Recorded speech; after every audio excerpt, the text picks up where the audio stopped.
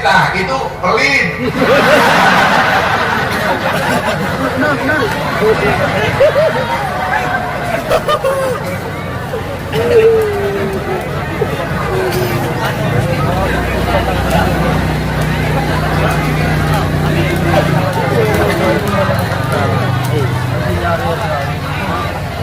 Saya cuma bilang bedanya miskin sama sederhana. Contoh.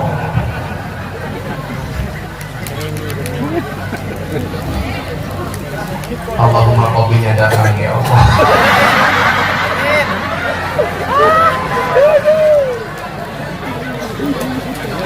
Sallu ala Nabi Muhammad. Kanjeng Nabi itu kaya, tapi gaya hidupnya ini sederhana. Apalagi istrinya Kanjeng Nabi Siti Khadijah ini super kaya, miliarder, janda kaya. Makanya coba siapa tahu kan, Yadi telat nikah tapi besok dapat janda miskin. Tapi kalau Yadi nikah dengan janda ini luar biasa. Beneran, ibarat naik kuda nggak perlu diajari, lari sendiri.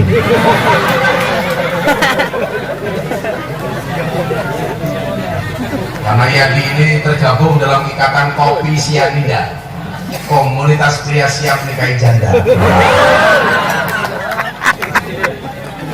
Kopi sianida.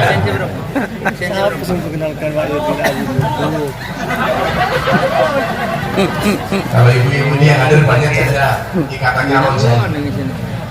Apa itu rojali? Rombongan janda liar. Ciri-cirinya jilbabnya pink. Dan akhirnya kopinya datang juga. Sederhana.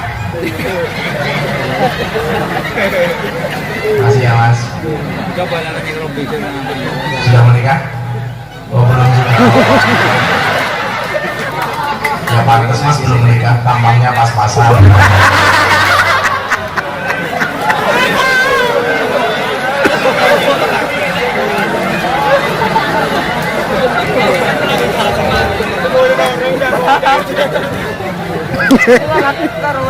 Ternyata di sini banyak jomblo ya Pak ya.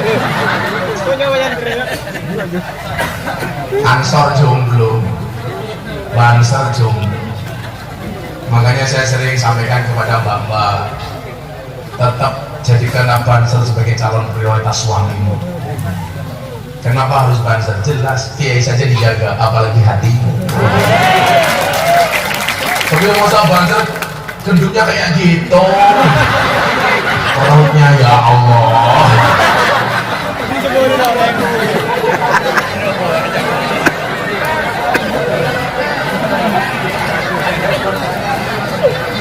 Ya dia gemuk jelas, NO jadi gemuk.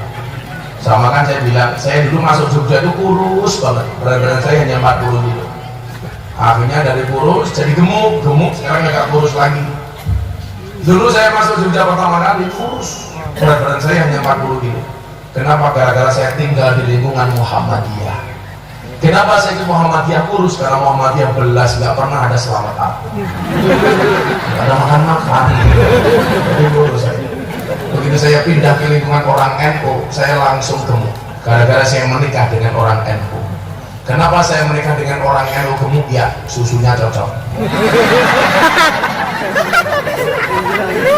Begitu saya tinggal di lingkungan orang NU, saya lebih gemuk lagi, berat badan saya langsung 100 kilo. Kenapa saya jadi orang NU gemuk? Karena orang NU dikit-dikit makan, yasinan makan, tahlilan makan, sholawatan makan, manakiban makan, istighosahan makan, tetangganya sakit minta didoakan makan, yang sakit mati makan lagi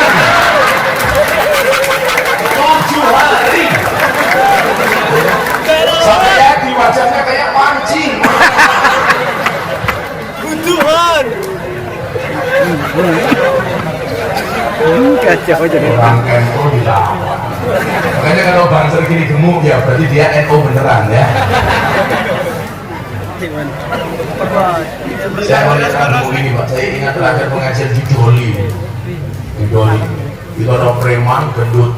Begitu bajunya saya buka, perutnya ditato beduk. Jadi preman Doli itu perutnya ditato beduk. Saya tanya, itu tato apa Mas? Beduk ya. Kenapa perut kamu tato beduk? Saya cinta dengan NU ya.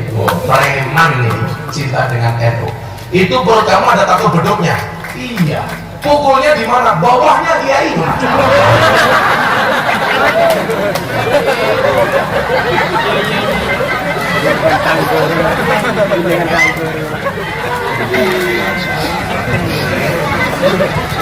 Kayaknya ya dipukulnya kecil deh.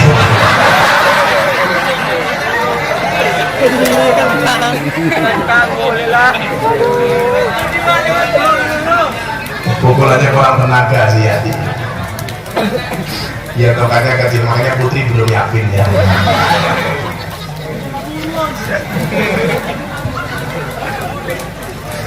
Sallu ala Nabi Muhammad.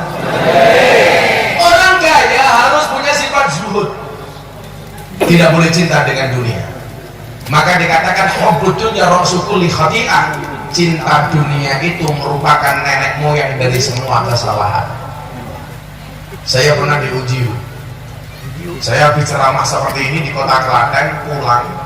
Saya masih baru beli mobil waktu itu. Saya ceramah, boleh cinta tapi nggak boleh punya. Diuji sama Allah di lampu merah di selatan Polres Klaten. Begitu lampu merah berdiri, mobil saya dari belakang ditabrak sama sumber memolong, sumber kencana, tabrak dari belakang.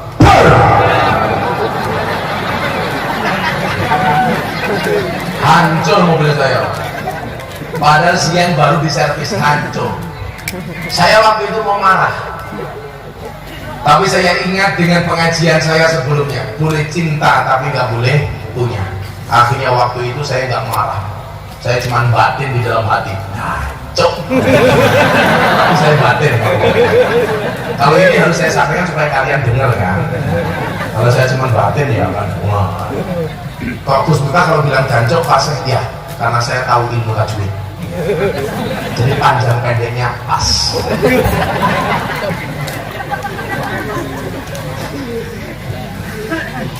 Mobil saya pernah juga ketika saya menjemput Abah Maulana Habib Lutfi di Pekalongan. Mau pengajian di tempat saya utusan santri untuk menjemput Habib Lutfi di Pekalongan. Ternyata Habib Lutfi nggak bisa hadir karena saudaranya ada yang meninggal. Maka sopir saya ini pulang. Sampai tengah jalan, mobil kita ini ditabrak sama mobilnya pendeta. Padahal waktu itu tahun 2000 berapa itu Alphard masih baru. Tabrak. Akhirnya pendetanya datang ke pondok waktu itu. Saya ingat betul datang ke pondok. Kata mulai, Pak Kiai saya minta maaf, saya nabrak mobilnya Pak Kiai. Terus gimana? Saya nggak punya apa-apa, ini bagaimana?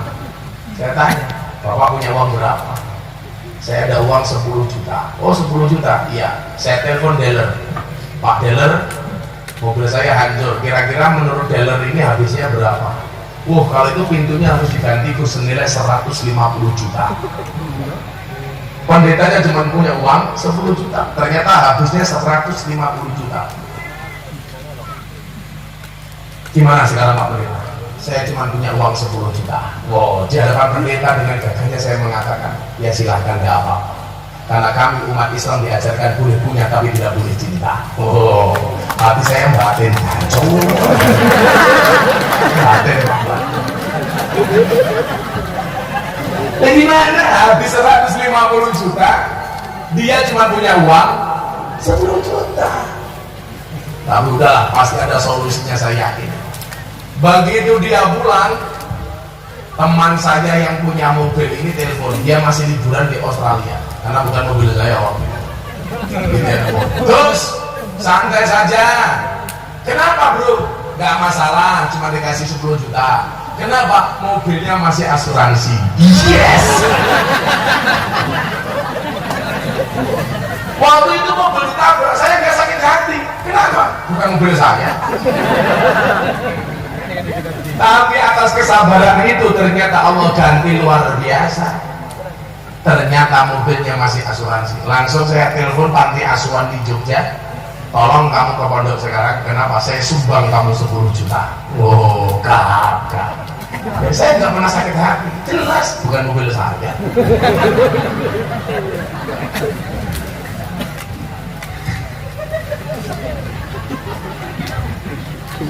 Begitu Yadi, begitu. Kamu nggak usah terlalu mikir putri Yadi. Kalau memang putri besok dinikahi sama orang lain, kamu berdoa lagi ya. Ya Allah, bila memang putri bukan jodohku, cabut saja nyawa jodohnya ya Allah.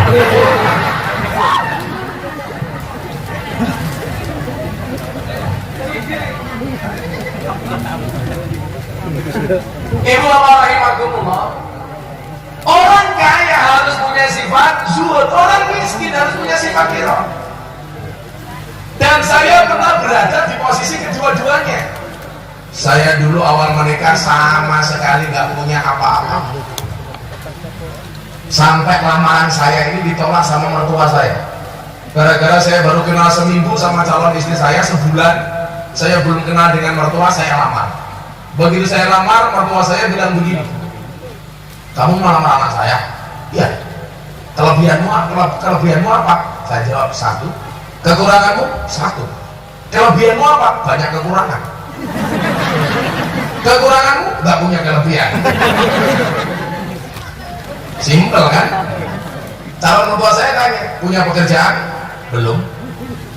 Punya gaji? Belum. Apa dia bilang? Kalau kamu nggak punya gaji, kamu nggak punya pekerjaan, besok anak istri kamu kasih makan apa? Waktu itu bilang gini. Langsung saya bilang sama calon mertua saya, hei bapak mertua, please dengarkanlah. Begitu ya. Waktu itu saya bilang, asyakku fil rizki, asyakku fil razik. Orang yang meragukan rizkinya berarti meragukan sang pemberi rizki. Benar saya belum punya gaji, tapi saya punya rezeki.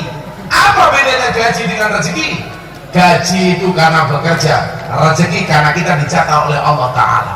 Gaji bulanan, rezeki kapanpun bisa datang. Banyak dikitnya gaji karena berapa lama dia bekerja, tapi banyak dikitnya rezeki tergantung kedekatan kita dengan Allah Ta'ala.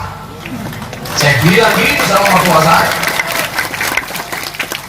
Soal anak saya besok makan apa, urusan Allah, bukan urusan bapak.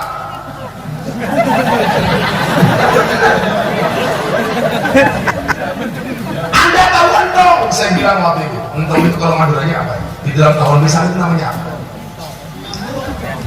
Apa? Yang di dalam daun pisang itu ada hewan ubit-ubit, namanya di sini apa? Apa? Koak-koak.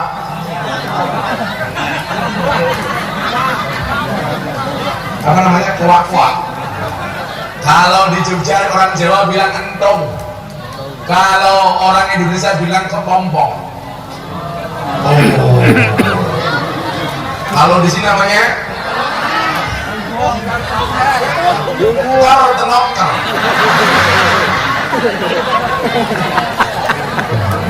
Maka beliau yang dibilang, hei bapak, tahu kartenoker?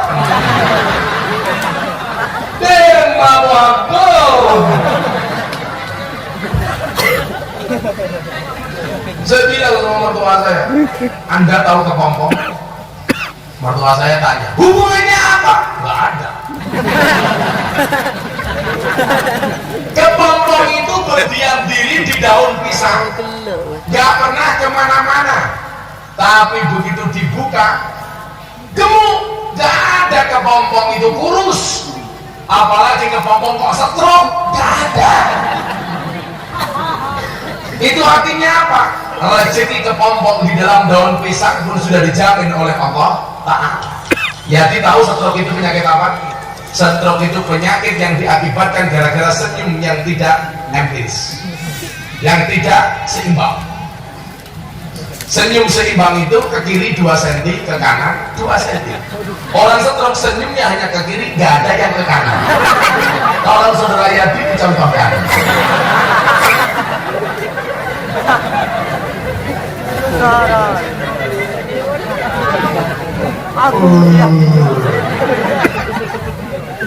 Rezeki kepompong saja di jalan.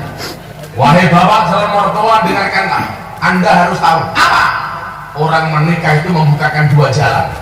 Mertua saya tanya, apa itu? Satu, jalan rezeki. Nomor dua, jalan bayi.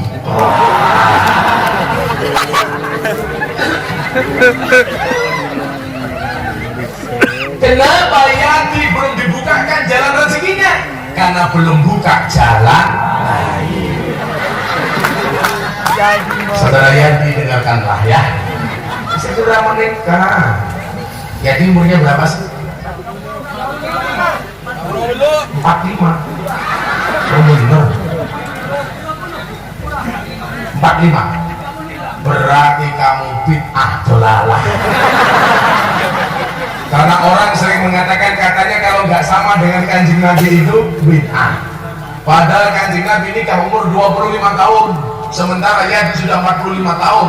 Berarti bid'ah dolalah. Wa kullu dolalatin finnar.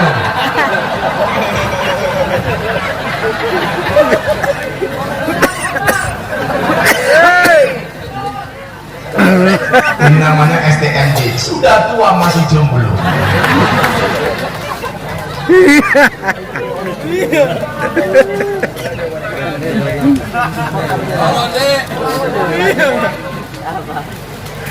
Ternyata ya dikara sama keretan nokel.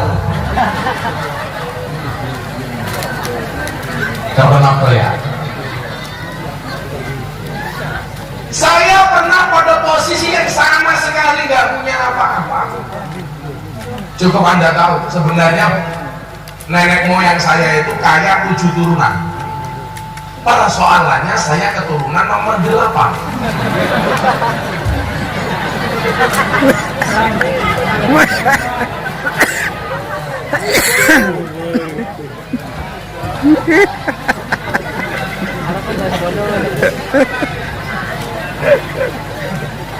Saya betul-betul miskin, Pak.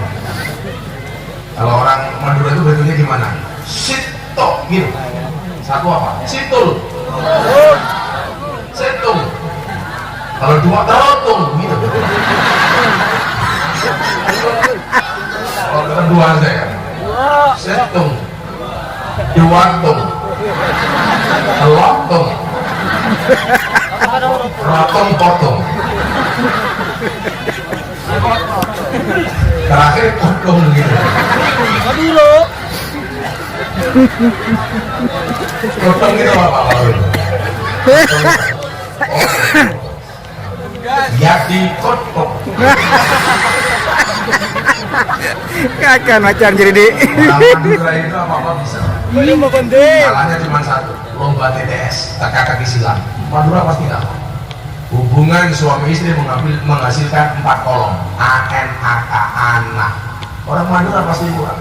Hubungan suami istri menghasilkan nak kurang kolomnya.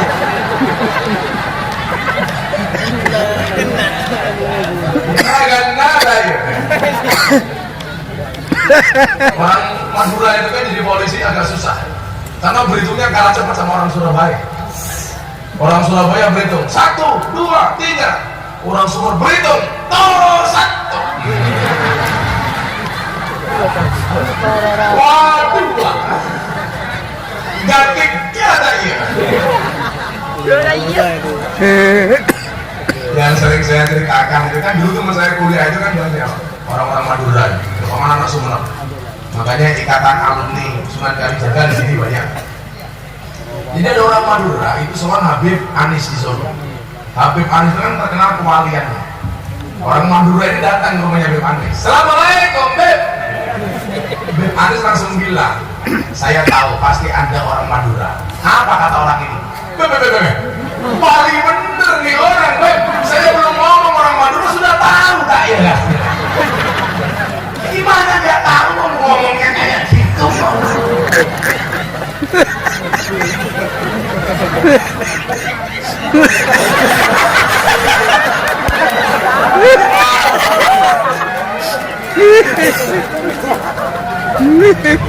Yang lucu itu orang Madura naik pesawat dari Surabaya ke Jakarta.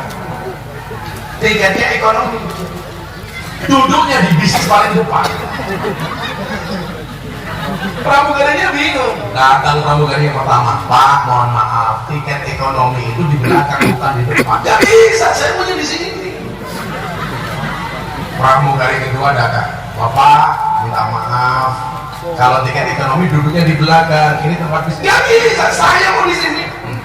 Akhirnya ada kiai yang bilang sama pramugari, sini saya yang bilang, saudara mau kemana? Mau ke Jakarta. Kalau Jakarta kursinya di belakang. Kenapa nggak bilang dari tadi?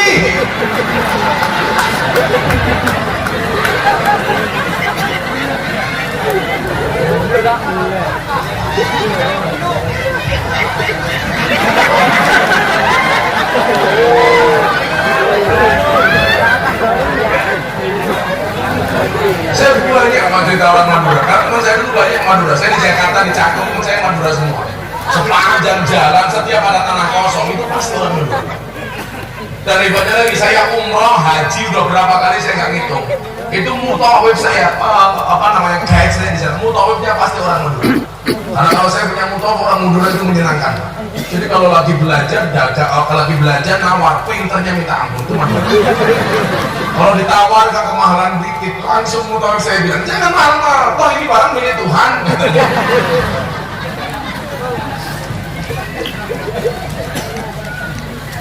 Yang paling lucu itu benar-benar nyata itu saya dulu tahun 2015 haji sama orang Madura namanya Bang Farid.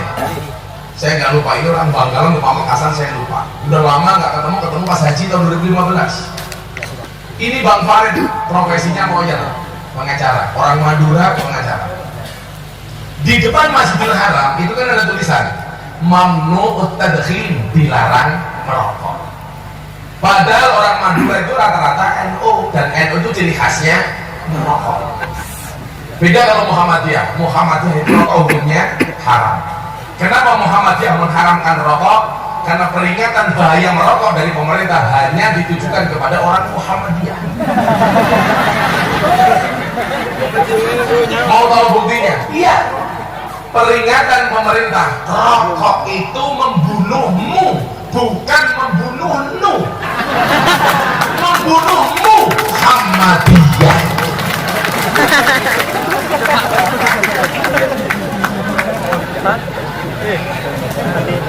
Kalau orang NU rata-rata rokok.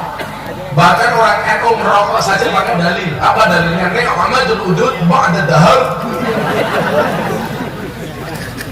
Namanya Abdul habis makan. Apalagi Madura itu kan mayoritas NU. Dan orang Madura itu merokok, yang salah itu pom bensin. Karena setiap kali masuk pom bensin ada tulisan NO smoking. Nah itu persoalan. NO smoking.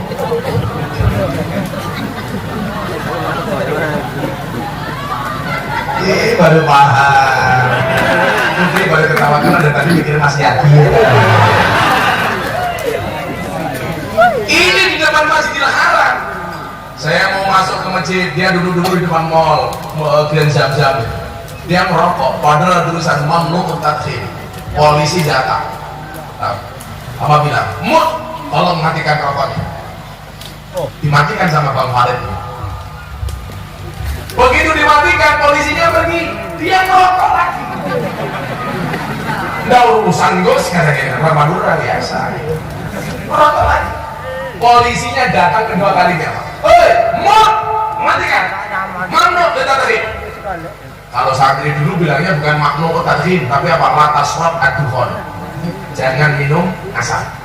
Makanya kenapa orang merokok itu kalau puasa membatalkan puasa? Karena orang rokok itu disamakan hukumnya dengan orang minum. Makanya kenapa membatalkan puasa? Kedua kalinya dia rokok, polisi datang lagi, matikan lagi sama Bang Farid. Polisinya pergi, rokok lagi yang ketiga kalinya. Akhirnya polisinya jengkel, ngajak teman yang lain, kawan saya orang Madura namanya Bang Farid ini, langsung diangkat sama polisi, dibawa ke kantor polisi. Ini orang cerdas. Bang Farid itu paham, di Arab Saudi itu orang buta, orang tuli, orang bisu itu tidak dikenai hukum. Makanya begitu dibiarkan dia pura-pura bisu. Begitu diangkat sama polisi, mau dibawa ke pos polisi, langsung dia ngudin ke saya.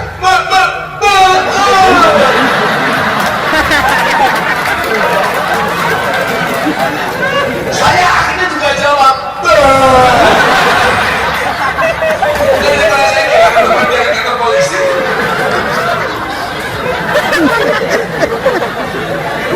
Akhirnya sama polisinya dilepas, paling dia banten. Oh, orang bisu.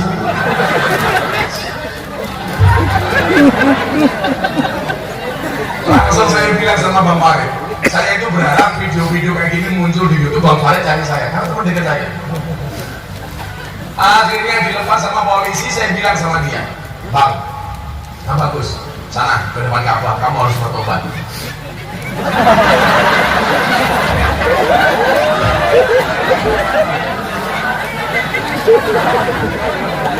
Yang ketawa barusan kayaknya jadi dadu.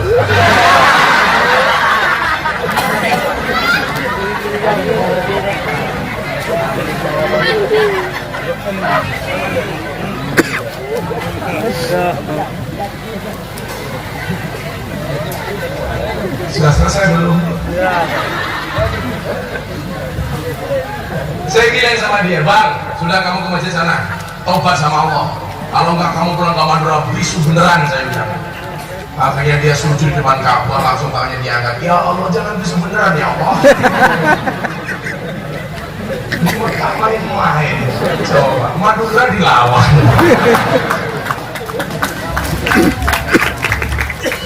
Selalu ada Nabi Muhammad. Makanya dulu zaman Pak Harto itu bangun jembatan Suramadu itu gak pernah jadi.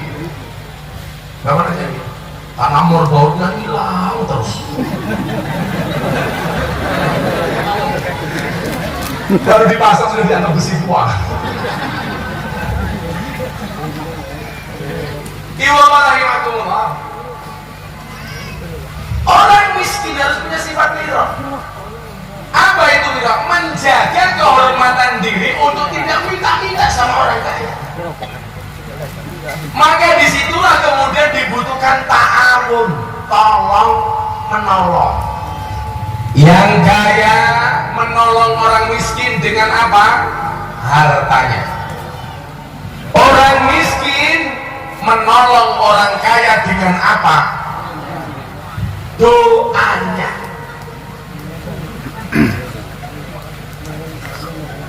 Kan khud min amwalihim shadaqatan tutahhiruhum wa tusalli alaihi. Orang kaya menolong orang miskin dengan hartanya, orang miskin menolong orang kaya dengan doanya. Saya kasih tahu rahasianya. Orang kaya itu pintar cari duit.